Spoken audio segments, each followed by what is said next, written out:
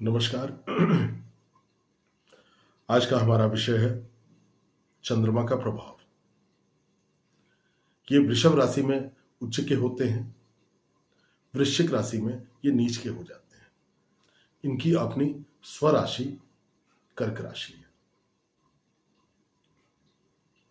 चंद्रमा हमारे मन के कारक हैं, चंद्रमा माता के कारक हैं, चंद्रमा सुख के कारक है, चंद्रमा जल के कारक है।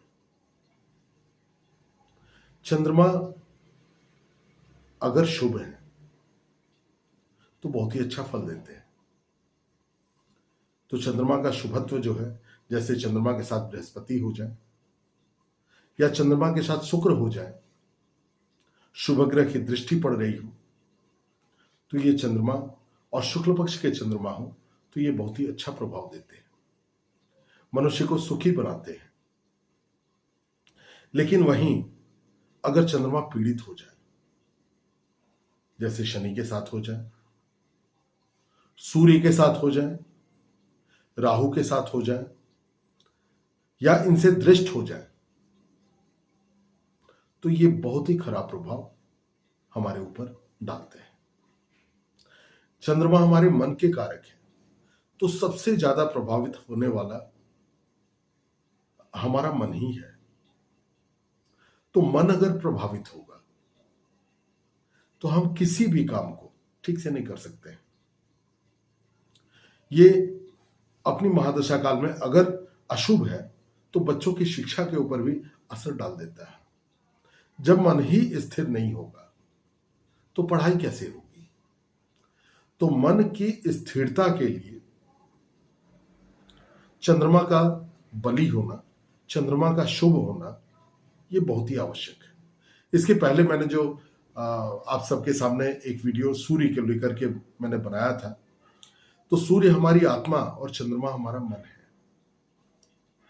तो कुंडली में अगर हमारा सूर्य और हमारा चंद्रमा ये दोनों बली अवस्था में शुभ ग्रह से दृष्ट और अच्छे घर में बैठे हैं तो बहुत ही अच्छा फल मनुष्य को अपने जीवन में मिलता है। चाहे और दूसरा कोई भी ग्रह किसी भी खराब स्थान में या खराब प्रभाव दे रहा हो, लेकिन सूर्य और चंद्रमा ये दोनों अगर ठीक हो तो फिर कोई फर्क नहीं पड़ता कोई ग्रह क्या फल दे रहा है। ये दोनों ग्रह काफी हैं मनुष्य के जीवन में सुख लाने के लिए। कोई भी काम करना है तो उसमें आत्मबल जरूरी है और मानसिक स्थिरता ये जरूरी है। देखिए, जब चंद्रमा खराब हो जाता है, जैसे मैंने अभी कहा, चंद्रमा पापग्रह से दृष्ट हो जाए या चंद्रमा केमद्रुम योग में चंद्रमा के आगे या चंद्रमा के साथ में या चंद्रमा के पीछे अगर कोई ग्रह ना हो तो इसको केमद्रुम दोष बोलते हैं। तो ऐसी स्थिति अगर चंद्रमा की हो तब भी बहुत पीड़ा मनुष्य को मिलती है। हम लोग सुनते हैं शनि की 7.5, शनि की ढैया।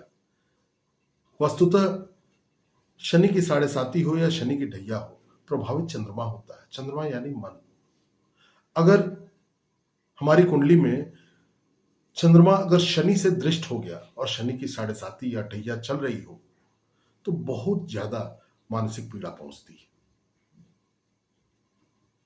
आज के समय में, आज के इस भौतिक युग में, भागदौड़ के समय में मन को अस्थिर करना बेहद जरूरी है। अगर मन शांत रहेगा तो हमारा कोई भी कार्य हम लोग करें उसका अच्छा फल नहीं मिल सकता है। तो आज के समय में ये मानसिक बीमारियां, एंजाइटी, नींद ना आना या एक अज्ञात भय से ग्रसित रहना, ये सारी चीजें कमजोर चंद्रमा के लक्षण हैं। चंद्रमा का प्रभाव देखिए, हमारे शरीर में 75 से 80% जल की मात्रा है। उसी तरीके से इस पृथ्वी पर भी जल की मात्रा 75% से ऊपर है। तो ये पृथ्वी पर, हमारे शरीर पर ये बहुत ही ज्यादा प्रभाव चंद्रमा का पड़ता है। हम जानते हैं जो समुद्र में ज्वार भाटा उठता है, ये चंद्रमा का अपना गुरुत्वाकर्षण बल है जो जल को अपनी ओर खींचता है। आप देखेंगे पूर्णिमा के आसपास का चंद्रमा जब होता है, उसी समय समुद्र में ऊंची ऊंची लहरें उठने लगती हैं।